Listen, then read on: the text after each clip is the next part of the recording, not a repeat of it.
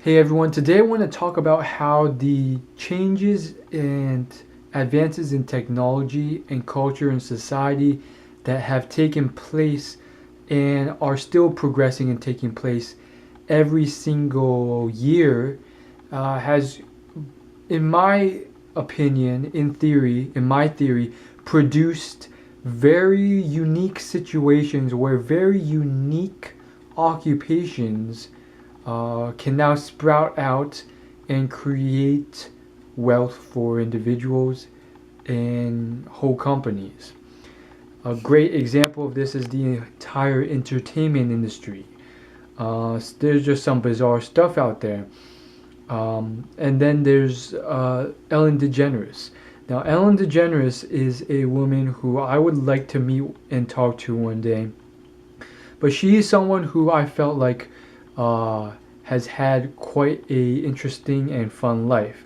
Like her job right now, I'm pretty sure. First off, it's probably not as easy as it looks.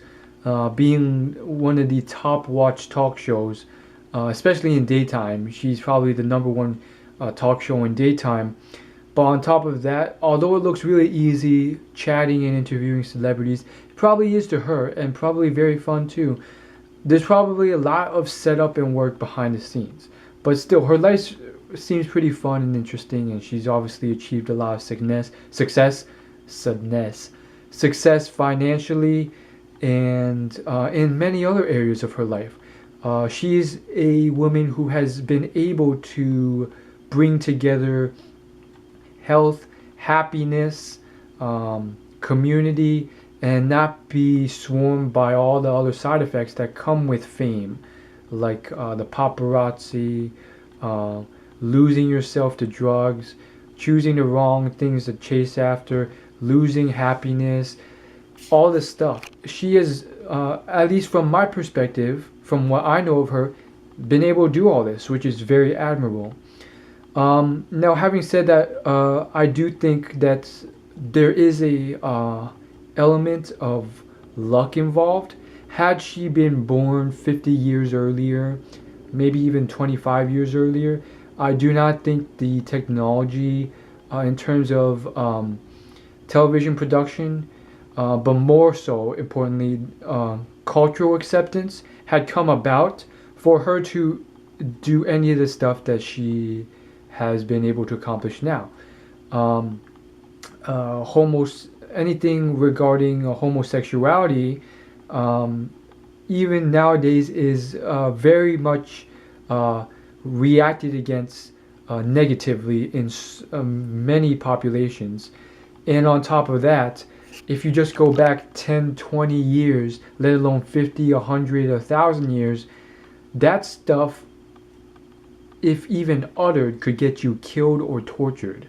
In fact, it can still get you killed and tortured in other countries like Africa.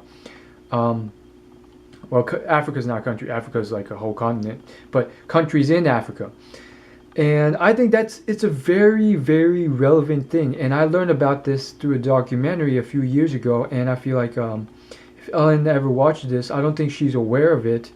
Um, but I feel like that's definitely a cause. She definitely has the money and capital to help support. Nowadays in Africa, if you are even caught mentioning it or anything like that, death was certain, um, and you would be castigated by your whole community, all this horrible stuff.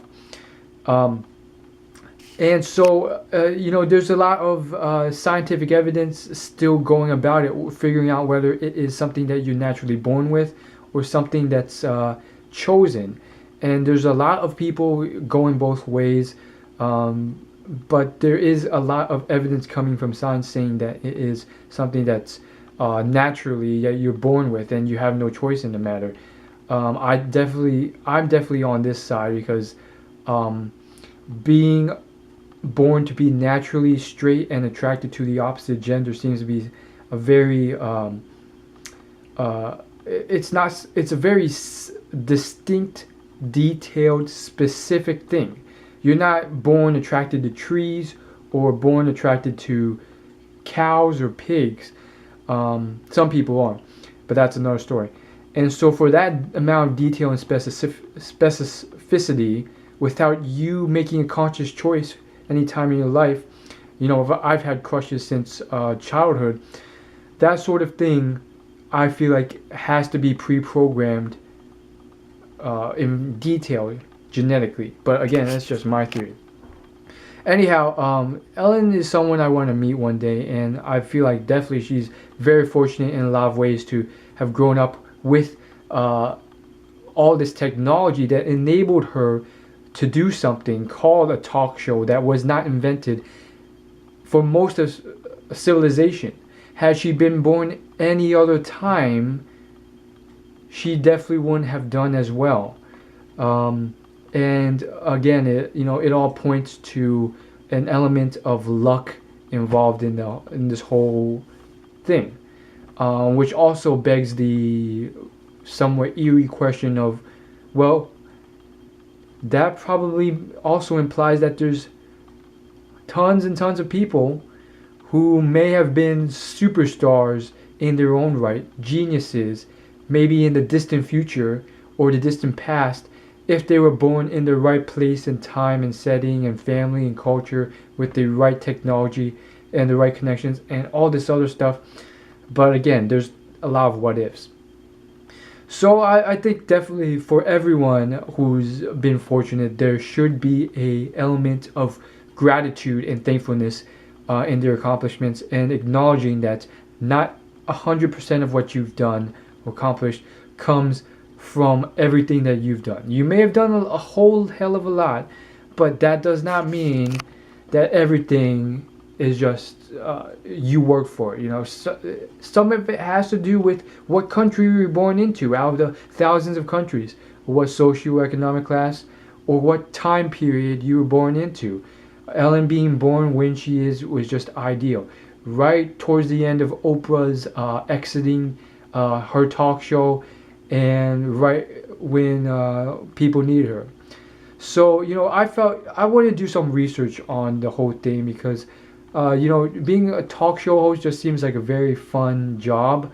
That may not be true, but I wanted to do more research on Ellen and just figure out how she managed to achieve the life she did. And nowadays she's obviously very hard to contact, so I can't just contact her. But I went to the next best thing, which was her Wikipedia. And the next best thing after that are the books that she's written, which I hope I'll read or listen to some audiobooks one day. I do have them filed and ready to go, but there's some other books I want to read first. Anyhow, I read her biography and it just reminded me of just something so ridiculous and amazing, which is this whole thing. And this is probably very, very important and important for everyone to know.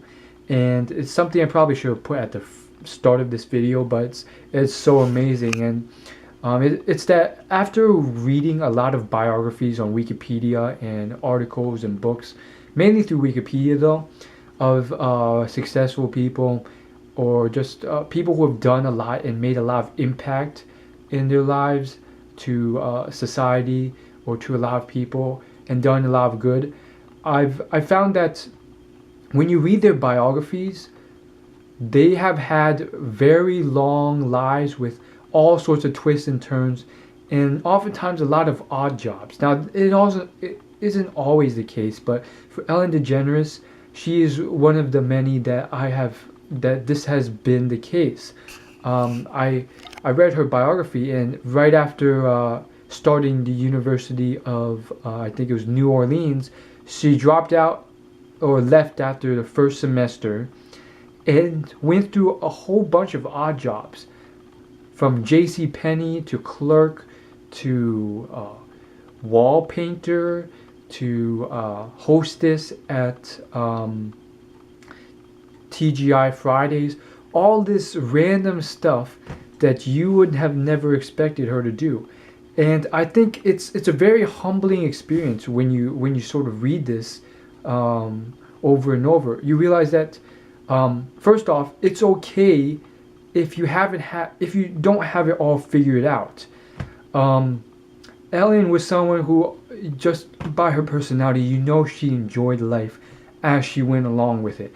Even when she was a hostess at TGI Fridays, she probably may enjoy life slightly better now. But I have no doubt that she was a happy person who was quite humorous at that time too.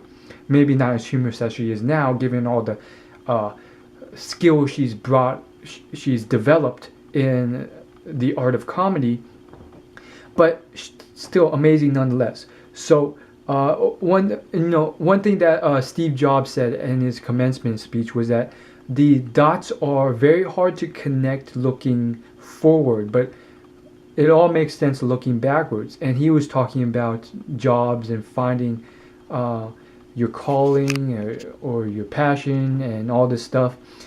And it is a very profound topic and more complicated than you think, much more complicated, because I do think that this sort of thing makes a lot of sense in certain countries and certain government systems. But if you lived 1,000 or 500 years in the past, or you're living in government system or caste system where you only had a choice of two jobs, doesn't really matter. But nowadays, with this amount of freedom in certain free market systems, I definitely think it's true. The more and more I research it, this whole idea, there's actually another lecture I watched, and again, this was this entrepreneur, and he said something very similar. This was a businessman, and he said how if he looked forward from all the random stuff he did, it would have made no sense, the occupations he chose along the way. But looking backwards, in hindsight, it all made perfect sense. So it is kind of somewhat bizarre. If you had traveled back in time and told Ellen DeGeneres about her becoming a talk show host and doing all this stuff, she probably would have been like, yeah, that's very cool, but that doesn't even make sense. Like, what does this even mean? What's a talk show? I mean, the talk shows were probably around, but she probably wouldn't have really, I guess, believed it, and that happens a lot. And so she did all these odd jobs. Eventually, long story short, started doing stand-up comedy in very low-key venues where she could do it for, I'm assuming, for free. And then she started slowly building up her crowd through these stand-up comedy events. Eventually, she started getting a following, went on a national tour, appeared on Johnny Carson's talk show, and was like the first comic on there, and was praised by him. And then she won an award for the funniest person in America. From there, she went on to film and television. She did a few minor roles in a few films here and there. Then she started doing television. She started off, first off again, doing random scenes as minor characters in television shows. Eventually, she started. She played like a supporting role in a TV show that only lasted 4 episodes. But they were so impressed with her that they put her into another television show, and from there, eventually she got her own television show, which was named something bizarre, but after the first season was renamed to The Ellen Show. And this was a sitcom with comedic humor, like Seinfeld. And again, no, we have not gotten to her talk show yet. So she has this television show similar to Seinfeld, and that it was very successful. Later on, towards the end of that, she openly decided to come out as homosexual on the Oprah Winfrey Show. From there, very quickly afterwards, she released an episode where she implied that she had come out of the closet on her show to her therapist, who was played by Oprah Winfrey. Probably a nod at what had happened in real life. From there, ABC, again, there's even at the time, there's a lot of cultural uncomfortability with this, and the company ABC behind this just wasn't very sure about this, the whole cultural thing. So they stopped promoting the show as much, which dropped the ratings, or supposedly that was the reason why the ratings dropped. But again, it was not because of her declaration, because that episode aired was the highest rated episode of her entire show's existence. So from there, she went back to stand up, and then later on, they started a similar sitcom, also named something like The Ellen Show, and it was also a TV show. That one lasted for a year and then got canceled. From there, she started her talk show, and as you guys all know, for me, I've been watching Ellen on YouTube mainly for years. She's blown up, and she's, still not over. I hope she won't end for anytime soon. But from here, now she has, the rest is history. Her talk show started off, and slowly over time, she overtook her competitors. At the time of its release, there's actually a few celebrity talk shows, not major celebrities, but celebrities doing talk shows as well. She beat her competition in the daytime, eventually earned ridiculous ratings, won many daytime Emmy awards, and the rest, you can say, is history. So connecting the dots looking backwards makes some sense. Forwards, not so much. Who would have thought that all her work, all her passion for comedy would have helped her in her talk show?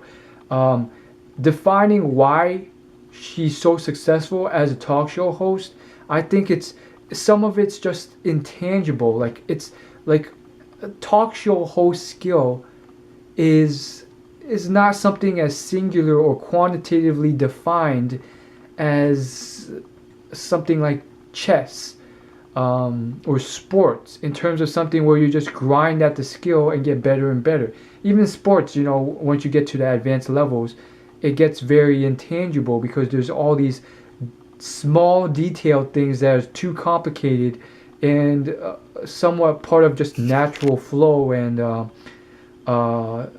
natural aerodynamics of the body and how you move, and all these small little things that are very advanced and detailed that make or break the best sports players from the great sports players, in addition to the tremendous amount of extra hours they put in every day to practice. Just look at Michael Jordan. But here was Ellen with this humor that she cultivated for years, with that comedic humor skill, and her improv skill, and then from there she incorporated her personality, which happens to be a very genuine personality. She's not the person who changes herself for others. That shows through. She definitely cares about everyone that comes on the show, and you can genuinely feel it.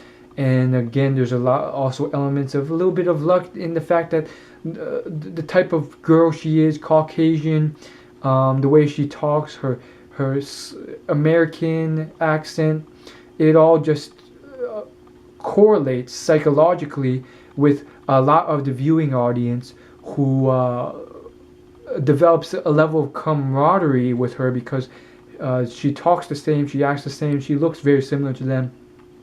And in addition to that, she's just very funny. She does a lot of skits that, again, bring camaraderie and connection with the viewers.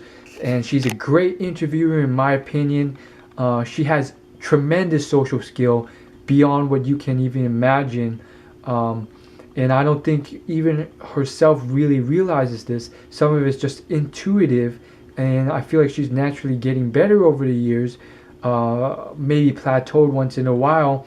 But if you look at what she does, she has this ability to cut short or hasten any sort of scene or interview for lack of time. And that's one of the big issues with any sort of show on television, especially something like American Idol. There's a huge lack of time.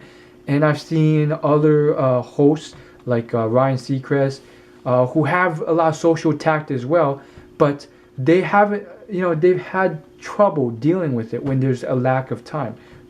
And I feel like Ellen, she just does a great job of just being able to do that without coming across rude, and at the same time getting across everything she wants, asking questions, keeping them engaged and listening and being patient at the right times and all this stuff. And there's this all these small stuff she does in her talk shows things where for instance she does this little thing where when she wants to ask a question and she's run into a guest who likes to talk a lot, she will start adding in these things like mm-hmm, mm-hmm, mm-hmm.